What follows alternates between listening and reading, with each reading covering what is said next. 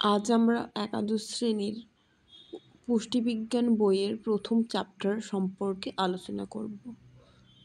প্রথমেই যে ব্যাপারটা রয়েছে খাদ্যের কনসেপ্ট সম্পর্কে আলোচনা করা হয়েছে।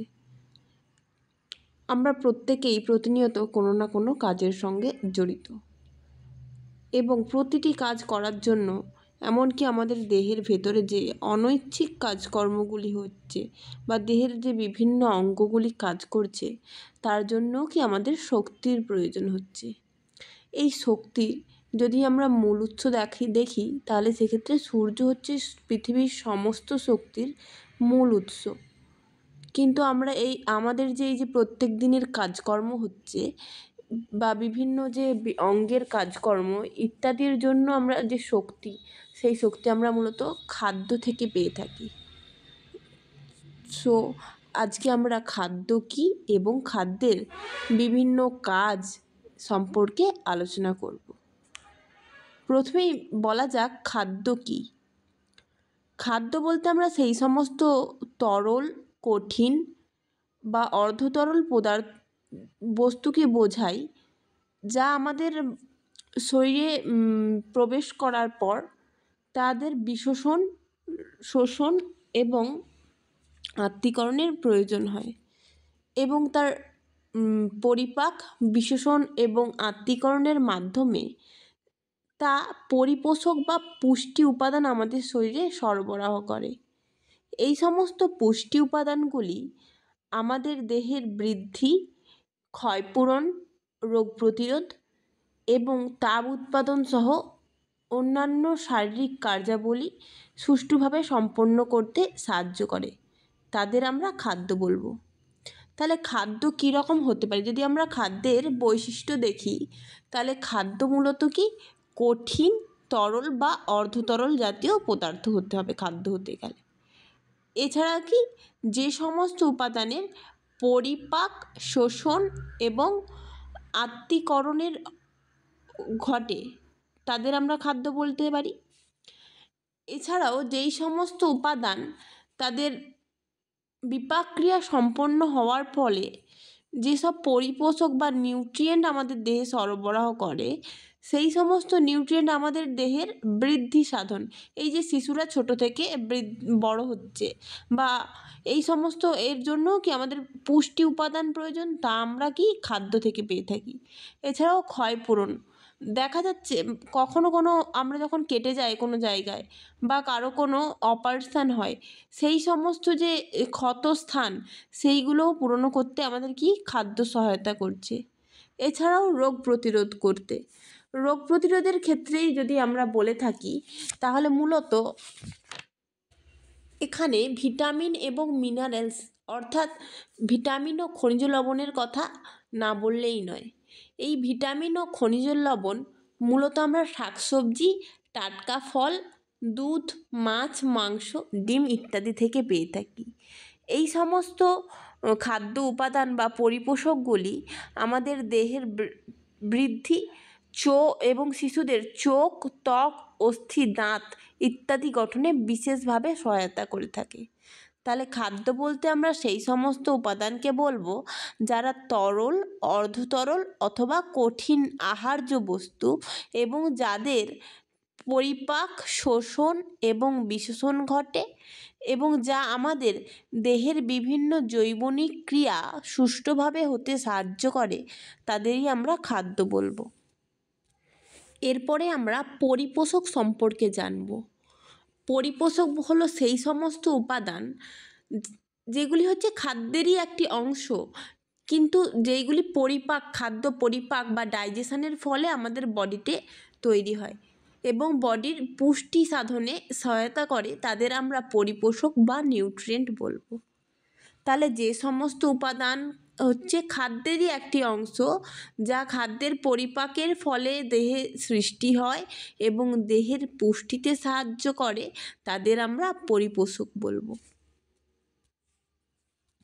এবার আমরা খাদ্যের কাজ সম্পর্কে আলোচনা করব। প্রথমেই দেখা যাচ্ছে যে খাদ্য আমাদের সমস্ত প্রায় জৈবনিক ক্রিয়াই কি নিয়ন্ত্রণ করতে পারে। প্রথম, খাদ্য দেহের পেশি, অস্থি এবং ক্ষয়পূরণ সম্পন্ন করে। মূলত আমাদের যে গ্রোথ হয় সেটা খাদ্যের সহায়তাই হয়ে থাকে।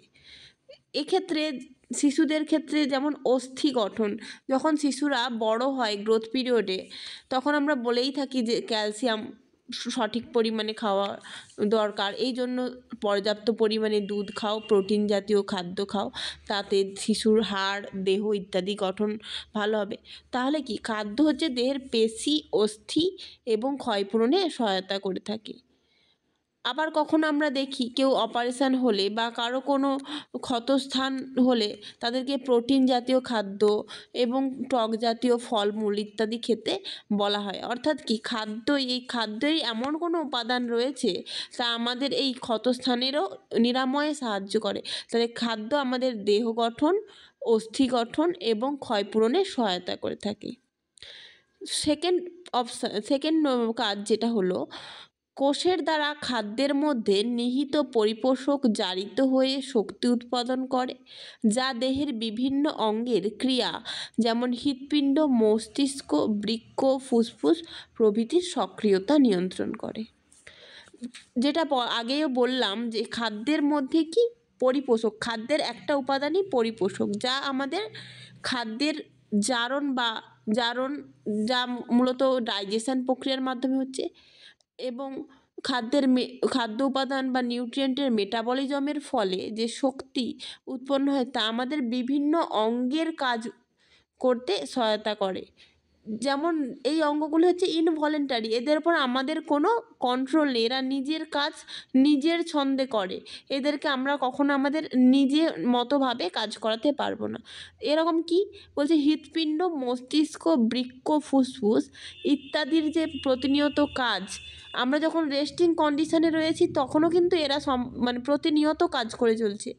তো এদের কাজ নিয়ন্ত্রণেও কিন্তু আমাদের খাদ্য সহায়তা করে থাকছে, বা এদের কাজের জন্য যে পরিমাণ শক্তির প্রয়োজন হয় তা আমরা খাদ্য থেকে পেয়ে থাকি।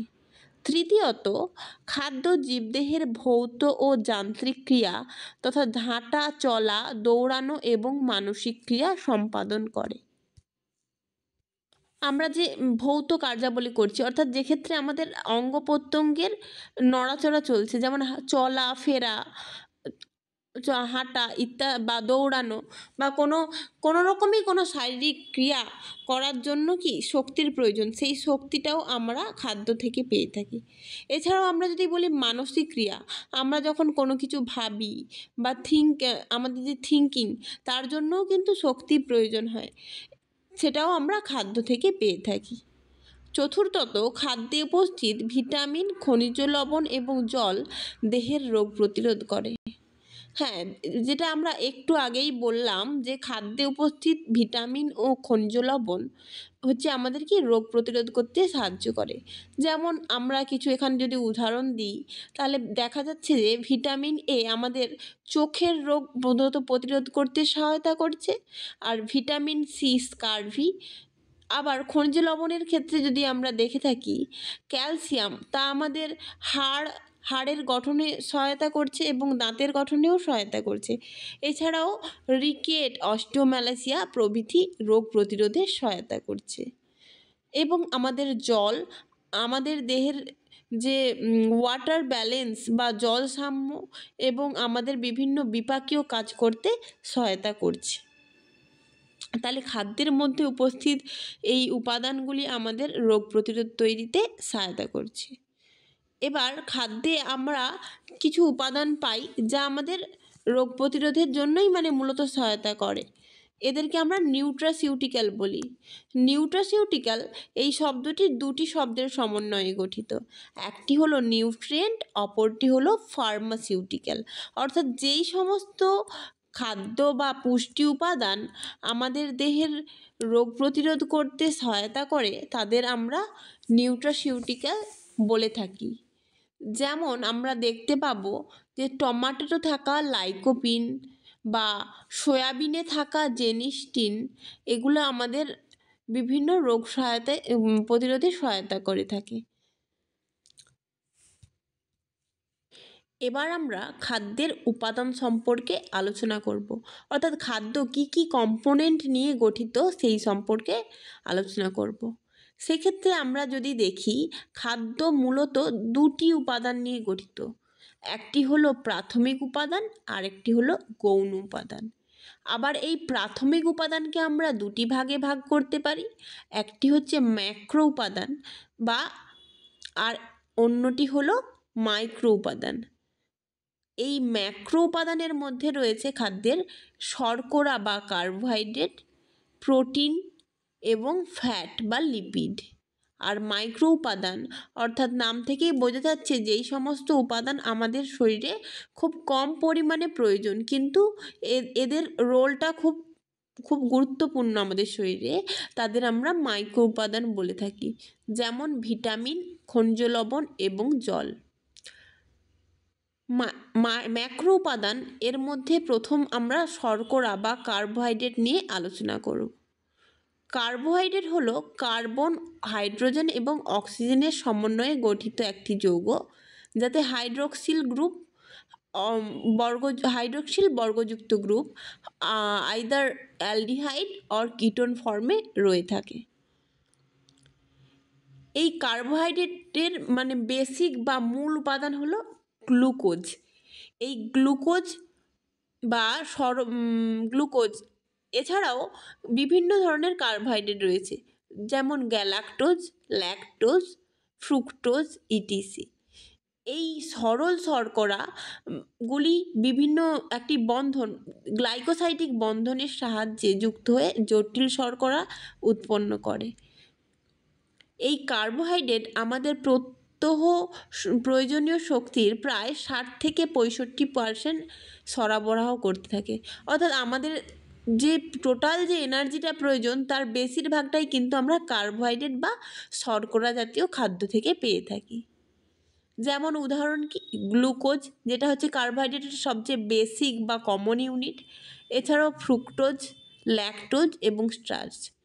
এক্ষেত্রে বলা যায় যে ল্যাকটোজ হচ্ছে দুধে থাকা প্রধান কার্বোহাইড্রেট এবং স্টার্চ আমরা প্রধানত রাইসে পেয়ে থাকি বা ভাতে। দ্বিতীয় যে ম্যাক্রো উপাদান তা হলো প্রোটিন বা আমিষ জাতীয় খাদ্য। প্রোটিনেও কিন্তু কার্বোহাইড্রেট, অক্সিজেন, হাইড্রোজেন রয়েছে, বাট এক্ষেত্রে যে মূল উপাদানটি হলো নাইট্রোজেন কন্টেন্ট, যা আমাদের কার্বোহাইড্রেট থেকে প্রোটিনকে পৃথক করতে সাহায্য করে। এবং এই প্রোটিনের হচ্ছে বেসিক ইউনিট হলো অ্যামিনো অ্যাসিড। এই অ্যামিনো অ্যাসিডগুলি পরস্পর পেপটাইড বন্ড দ্বারা যুক্ত হয়ে প্রোটিন একটি পলিমার গঠন করতে সহায়তা করে। এই প্রোটিনের মূল কাজ হলো আমাদের দেহ গঠন বা সেল ফর্মেশনে সহায়তা করে থাকে, এবং এই প্রোটিন আমাদের দেহের প্রয়োজনীয় শক্তির প্রায় 15% সরবরাহ করে। যেমন কি কেসিন বা দুগ্ধ প্রোটিন, অ্যালবুমিন এবং গ্লোমিউলিন। এই কেসিন হচ্ছে আমাদের গরুর দুধে রয়েছে। এছাড়াও অ্যালবুমিন এবং গ্লোবিউলিন ডিমে পাওয়া যায়। তৃতীয় যে উপাদান তা হলো লিপিড বা ফ্যাট বা চর্বি জাতীয় উপাদান। লিপিড হলো একটি নন পোলার হাইড্রোকার্বন জাতীয় জৈব যৌগ, অর্থাৎ এর জলের প্রতি কোনো আসক্তি থাকবে না এবং যা জলে অদ্রাব্য হবে, কিন্তু কিছু দ্রাবক যেমন বেনজিন, ক্লোরোফর্ম ইত্যাদিতে দ্রবণীয় হবে বা ইত্যাদিতে সহজেই গলে যেতে পারবে। লিপিডের বেসিক ইউনিট কি না, ফ্যাটি অ্যাসিড এবং গ্লিসারল। এই ফ্যাটি অ্যাসিড এবং গ্লিসারল পরস্পর এস্টার বন্ডের দ্বারা যুক্ত হয়ে লিপিড গঠন করে। এই লিপিড আমাদের দেহ সংরক্ষক খাদ্য উপাদান হিসাবে ব্যবহৃত হয় এবং আমাদের কোষ পর্দা বা সেল মেমব্রেন গঠনে বিশেষ ভূমিকা সহায়তা করে থাকে, এবং আমাদের যে প্রয়োজনীয় শক্তি তার 15-20% আমরা লিপিড থেকে পেয়ে থাকি, যেমন কি ট্রাইগ্লিসারাইড এবং ফসফোলিপিড। তো আমরা এই যে 3টি ম্যাক্রো উপাদান নিয়ে আলোচনা করলাম, তার মধ্যে কার্বোহাইড্রেটকে বললাম কি আমাদের শক্তির মূল উৎস, যা আমাদের টোটাল যে শক্তি প্রয়োজন তার 60-65% সরবরাহ করে থাকে। এরপর যে দ্বিতীয় উপাদান প্রোটিন, তার মূল কাজ হলো কি দেহ গঠন করতে সহায়তা করে। এছাড়াও সেল মেমব্রেন, যা মূলত প্রোটিন, লিপিড এবং প্রোটিন দ্বারা গঠিত, তা গঠনে প্রোটিন বিশেষভাবে সহায়তা করে এবং প্রোটিন আমাদের দেহের প্রয়োজনীয় শক্তির 15% সরবরাহ করে। এছাড়াও কি রয়েছে লিপিড। লিপিড হলো সেই সব উপাদান যা আমাদের প্রয়োজনীয় শক্তির 15-20% যোগান দেয় এবং এটি দেহ সংরক্ষক হিসাবে কাজ করে ও কোষ পর্দা গঠনে বিশেষভাবে সহায়তা করে থাকে। এবার আমরা মাইক্রো উপাদান সম্পর্কে আলোচনা করব। প্রথমেই রয়েছে ভিটামিন বা খাদ্য প্রাণ। এই সমস্ত উপাদানগুলি আমাদের খাদ্যে খুবই স্বল্প পরিমাণে রয়েছে, তাই এদের আমরা মাইক্রো উপাদান বলি, যা আমাদের দেহের বৃদ্ধি, বিপাক এবং রোগ প্রতিরোধে সহায়তা করে। খাদ্যপ্রাণ হচ্ছে কোএনজাইম হিসাবে কাজ করে এবং উৎসেচক বা এনজাইমের নিয়ন্ত্রক হিসাবে কাজ করে। যে এরা কোনো শক্তি উৎপাদন করতে সহায়তা করতে পারে না। আমাদের যে বিভিন্ন বিপাকীয় প্রসেস যার দ্বারা মূলত আমরা শক্তিগুলো পেয়ে থাকি, যেমন গ্লাইকোলাইসিস, ক্রেব সাইকেল ইত্যাদির সঠিকভাবে সম্পন্ন হওয়ার জন্য বিভিন্ন এনজাইম লাগে। সেই এনজাইমের সঠিক কার্যকারিতা বজায় রাখার জন্য ভিটামিন খুবই প্রয়োজন। এবার আমরা খনিজ পদার্থ বা মিনারেলস নিয়ে আলোচনা করব। এটিও হলো একটি মাইক্রো উপাদান। খাদ্যে উপস্থিত কার্বন, হাইড্রোজেন, অক্সিজেন এবং নাইট্রোজেন ঘটিত জৈব যৌগ ছাড়া যে সমস্ত উপাদান কোনো শক্তি উৎপাদন ছাড়াই দেহের বিপাক নিয়ন্ত্রণ করে এবং দেহের রোগ প্রতিরোধ করতে সহায়তা করে, তাদের আমরা খনিজ পদার্থ বলে থাকি। এরাও কিন্তু আমাদের যে বিপাকীয় প্রসেস, তাতে কোফ্যাক্টর বা বিপাকীয় প্রসেসকে বিশেষভাবে নিয়ন্ত্রণ করে। যেমন আমরা দেখে থাকি যে গ্লাইকোলাইসিস প্রক্রিয়া সম্পন্ন হওয়ার জন্য ম্যাগনেসিয়াম বা বিশেষভাবে সহায়তা করে থাকে এবং এই সমস্ত উপাদানগুলি দেহের রোগ প্রতিরোধ গড়ে তুলতে বিশেষভাবে সহায়তা করে। এছাড়াও জল হচ্ছে মূলত আমরা যার মানে সংকেত বলতে আমরা H2O বুঝি, অর্থাৎ হাইড্রোজেন এবং অক্সিজেনের সমন্বয়ে গঠিত পোলার যে যৌগ, বা তার নামই হলো জল। জল মানবদেহের 55-75% অংশ জুড়ে রয়েছে। এছাড়াও জল দেহের বিভিন্ন জৈবনিক ক্রিয়া এবং বিপাকীয় ক্রিয়া সম্পন্ন হতে সহায়তা করে। খাদ্যের পরিপাকের ক্ষেত্রেও জল বিশেষভাবে সহায়তা করে থাকে। এছাড়াও খাদ্যের গৌণ উপাদানের মধ্যে মূলত 2টি উপাদানকে আমরা আলোচনা করতে পারি। একটি হলো নিউট্রাসিউটিক্যাল এবং দ্বিতীয়টি হলো খাদ্যতন্তু অর্থাৎ ডায়েটারি ফাইবার।